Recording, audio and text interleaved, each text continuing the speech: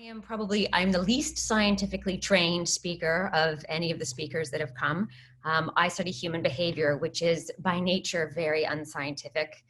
And I think the reason why I'm especially pleased to be presenting today is that when I got asked to join a session on meta-motivations, the question that arises in terms of my own research is, does morality motivate us?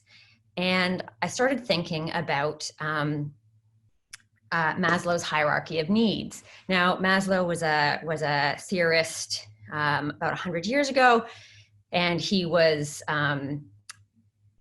designed a critical way of understanding how humans are motivated. So lots of you would know about Maslow's hierarchy of needs. It starts with physiological needs, and then safety needs, and then belonging needs, and then esteem needs, and then self-actualization. And that's normally where it stops. And that was his first sort of go at an understanding of a hierarchy of human needs that he developed in 1943. What's not often shared or often known is that in the 60s, he actually started asking himself the question, okay, so if we live in a society where people can self-actualize, what happens then? And he introduced a sixth stage in the hierarchy, which almost no one knows about. And so for him, the ultimate motivation, the ultimate human motivation was actually morality. And I have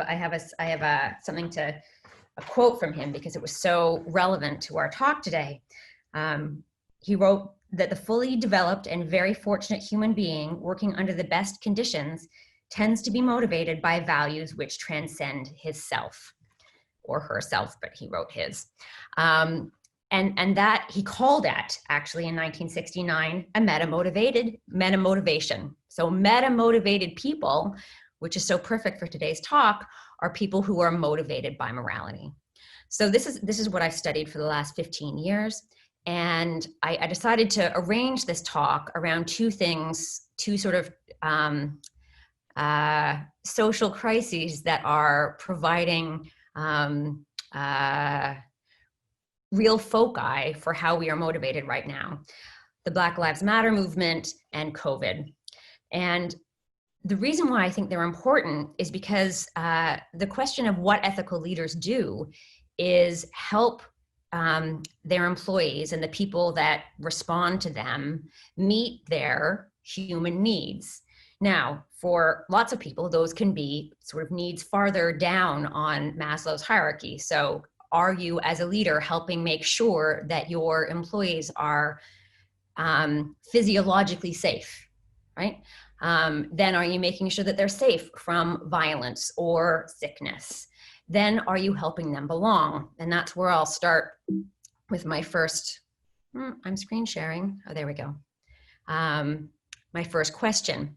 I've got two questions that I'll answer today with reference to my own research. And the first one is, in an age of polarization, how do we make others feel included?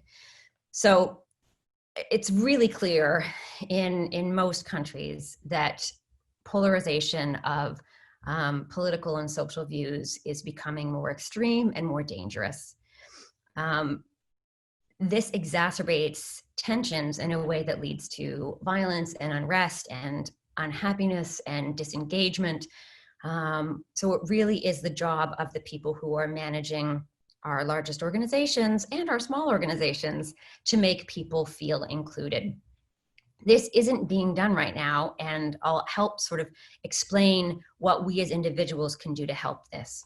So I'm going to tell you about a quick study that I ran right before the US presidential election. And it has to do with people feeling, when people feel unsafe, what happens? So before the 2016 presidential elections, we asked several hundred people to engage in a really simple economic game where they had to allocate resources to 3 other people that were in their group. And we varied whether those people were a member of their in-group or a member of their out-group. So we had first asked them much before what their political orientation was, and then we asked them to make these allocations. And what we see in the week before the presidential election, when it was when all the polls were calling for Hillary Clinton, the Democrat, to win, that Republicans were showing in-group favoritism. So that higher bar on the left there in a group with 3 Republicans is that Republicans in groups would allocate much more to the others in their group if those others shared their political view. The bars on the left are how Democrats allocated resources to members of their group, and it's easy to see that they allocated the resources in those groups much more equally. Now, one of the reasons for this is that Democrats at the time felt safe. They felt more certain and safe that their vision of the future would be realized. We didn't realize this at the time because it was before the election, but the election did not turn out like this. And so the week after the election, we surveyed the same group of people to see how they were feeling. And in the week after the election, you can see here that negative emotions of all types ran really high for Democrats. So Democrats were more hostile, more suspicious, more paranoid, more angry, more cynical, more depressed, more fearful, and had more dread than Republicans. This put them in a state of fear. And fear is is a really deep-seated motivator, but not a highly value-based motivator. It tends to make us hunker down and treat our in-group better than our out-group. So then we made the participants do the same kind of allocation exercise that they did right before the election. And what you can see is the tables had turned. All of a sudden, Democrats wanted to penalize Republicans. So if you look on the bars on the right, you can see that for Democrats, if they were in a group with 1 Democrat and 2 Republicans, they treated the Republicans very badly. They gave them hardly any allocation at all. Whereas because Republicans had been made to feel safe, they could treat everybody more equally. They still treated themselves a little bit better, but in general, they got more egalitarian. What I think is nice about this very sort of simple economic game is that it shows you how much our treatment of others, especially others who do not share our values or identities or orientations to the world, shifts as a function of how safe or certain we feel. And that leads me to want to tell you about, I'll go back to that, something called the circle of moral regard. So this idea that we treat people differently as a function of how broadly we construe the agents to whom we owe a moral duty was sort of first came to the fore right after the Holocaust. And there were 2 anthropologists who studied what differentiated those who rescued others in the Holocaust from those who were bystanders. And they wanted to explain, like, what characterized the differences. Was it that they were more religious, or that they were urban, or that they were rural, or that they were farmers, or that they were educated, or that they looked at every possible thing. And they found that actually there was no differences that they could find that were sort of demographic or life history or religion that explained why some people became bystanders and other people became rescuers. What really differentiated these 2 groups of people is how expansive their circle of moral regard was.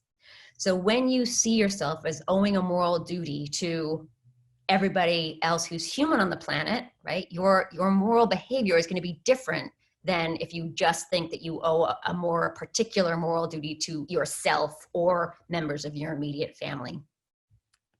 When we have an expansive circle of moral regard, we can do things like make other people feel safe. So in the Black Lives Matter movement that's happened in the last 2 weeks, now I'm not saying that this picture represents anything truly generalized or anything more than a symbolic gesture.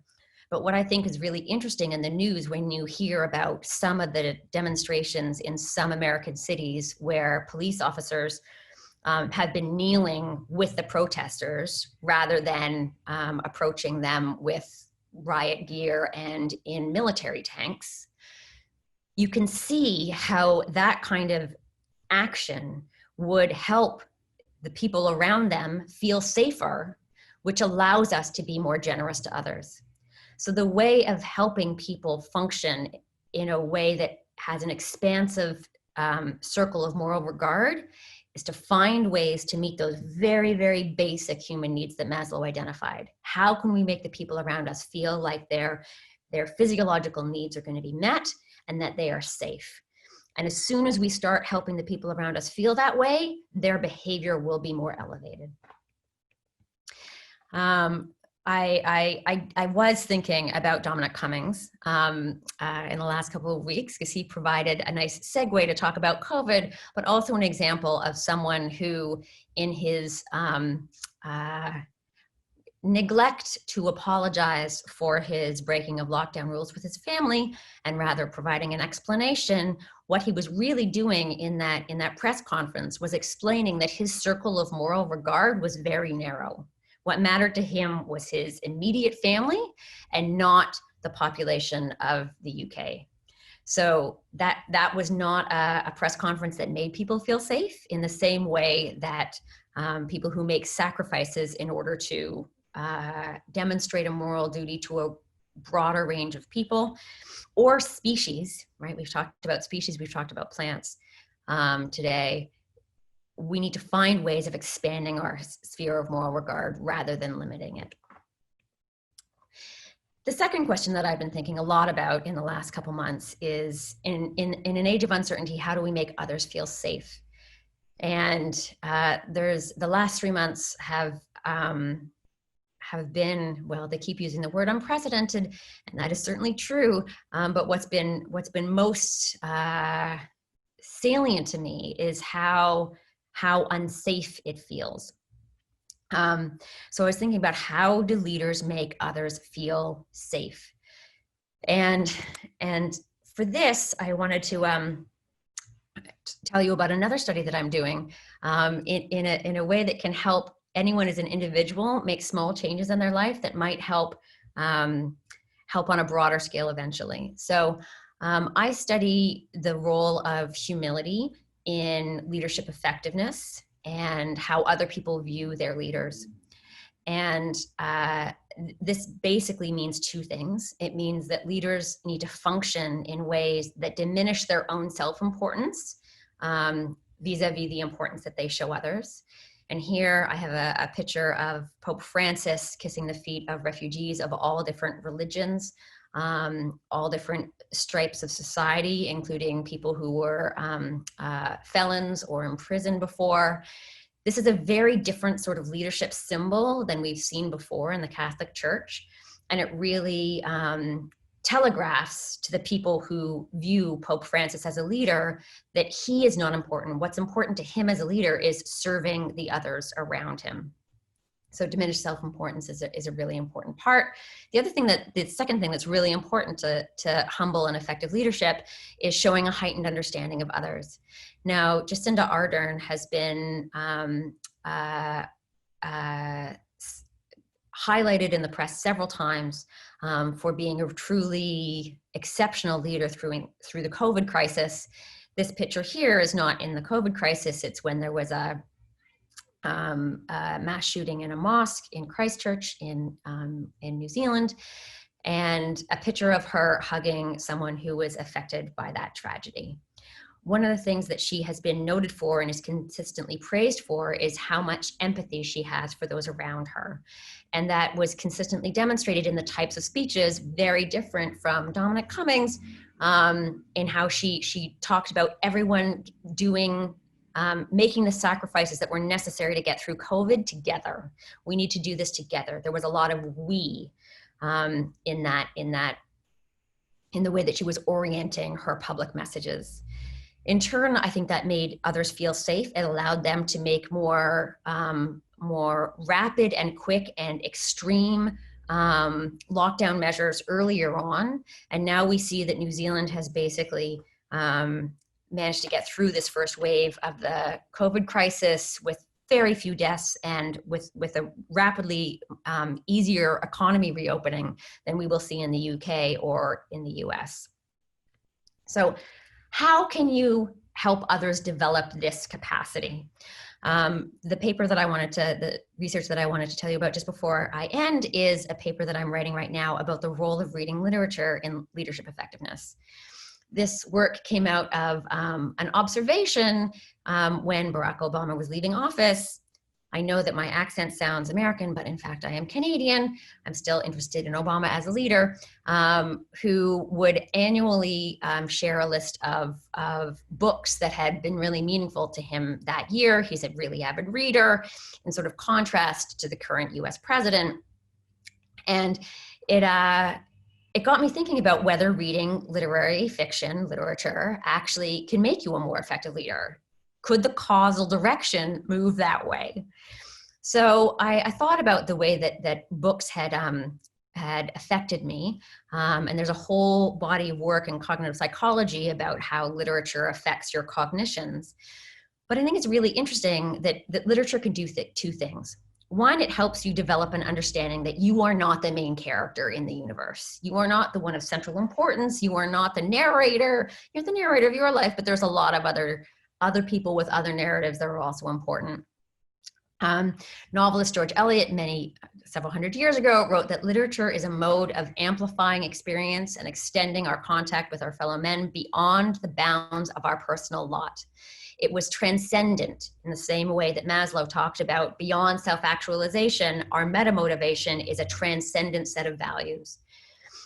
Sing Unburied Sing, which is a beautiful novel by Jesmyn Ward, talks about several generations of families in the American South that are very impoverished and have been imprisoned and have drug addiction.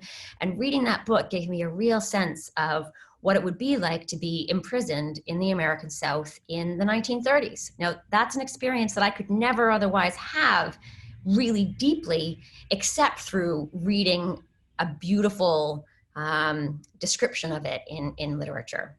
So I posited that it helps people reduce their sense of self-importance. The other thing it does is create an intimate understanding of others. Now, in cognitive psychology, there's research that shows that we have both neurological and physiological responses to literature, demonstrating that we embody the feelings of the people that we're reading. We actually take on those emotions and show through sensors that they use when you're reading that your heart rate goes up if you read something scary, and that the parts of your brain light up that have to do with empathy if you're reading about someone in pain. This gives us a real understanding of what others experience. So Mr. Loverman, which is another book I've read recently, that well-dressed looking man on the cover is a Caribbean immigrant to London who's in his 70s. He's gay. He's a father.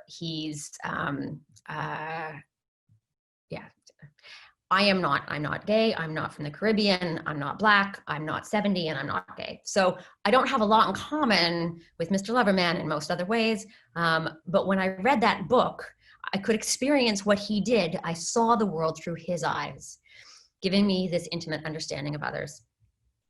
And so I've conducted a series of studies, including experiments that allow me to tease out causality, that can show that with dyads of supervisors and subordinates who rate each other, I can show that leaders, supervisors who report that they read more literature are perceived by their subordinates as being more humble and as being better leaders.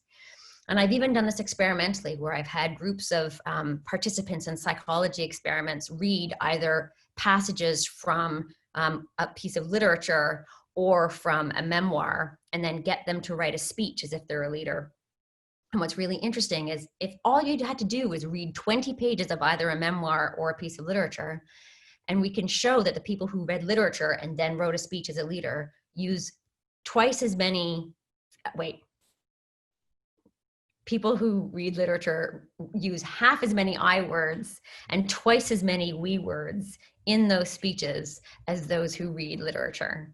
So there's something about the experience of reading literature that changes our perspective on humanity in a way that expands our circle of moral regard, in a way that it increases other people's attributions of leadership to us and make us more effective leaders that can actually lead in a way that meets that meta motivation of a transcendent moral value.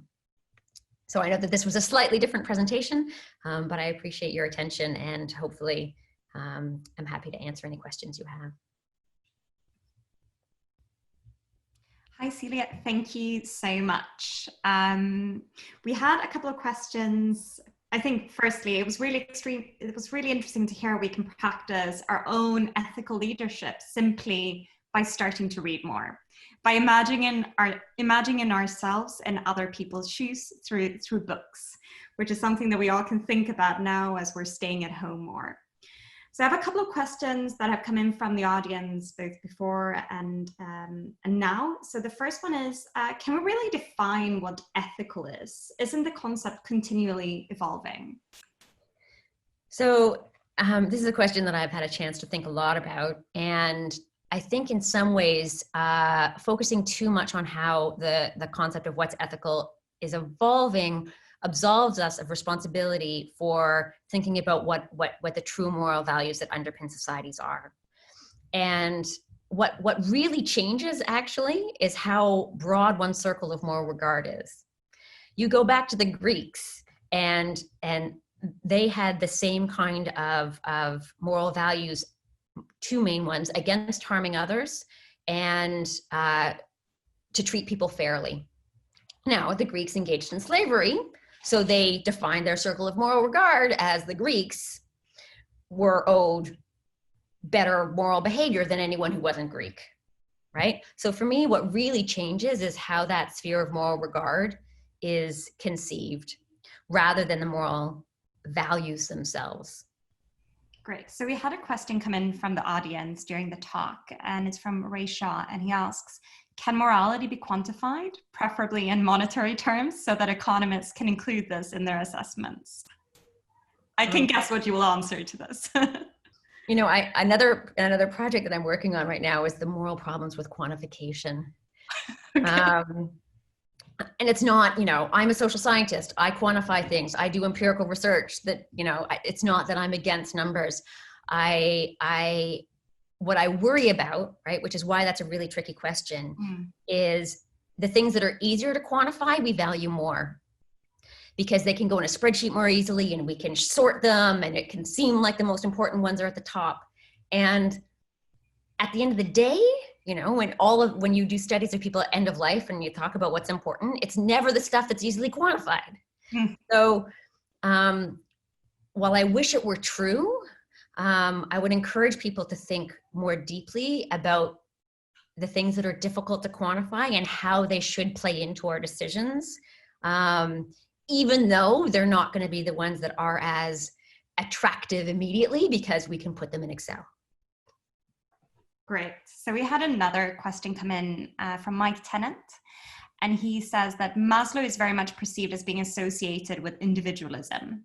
Isn't it better to frame ethical leadership in a philosophy that has more external focus, such as virtue ethics, communitarianism, and rules? Oh, wow. Someone who knows their philosophy. So, I mean, the reason why I thought that Maslow was an interesting person to talk about at the beginning is because he actually called moral values a meta motivation. So that sort of played right into the theme. And actually his work later on was much less individualistic. What he said was, once you can self-actualize, because humans are pretty, you know, we are pretty self-oriented, especially when we're having our needs at the bottom of that hierarchy met. We care about ourselves and our family having enough to eat before we care about other people having stuff to eat. And that's a very evolutionary, you know, that's an evolutionary drive that we need to respect. But when we live in a society that has enough for everybody to eat, or to, you know, we need to think in more transcendent ways. And so this sixth stage in the hierarchy was exactly about transcendent values that go beyond the individual. And that's exactly how we talked about it.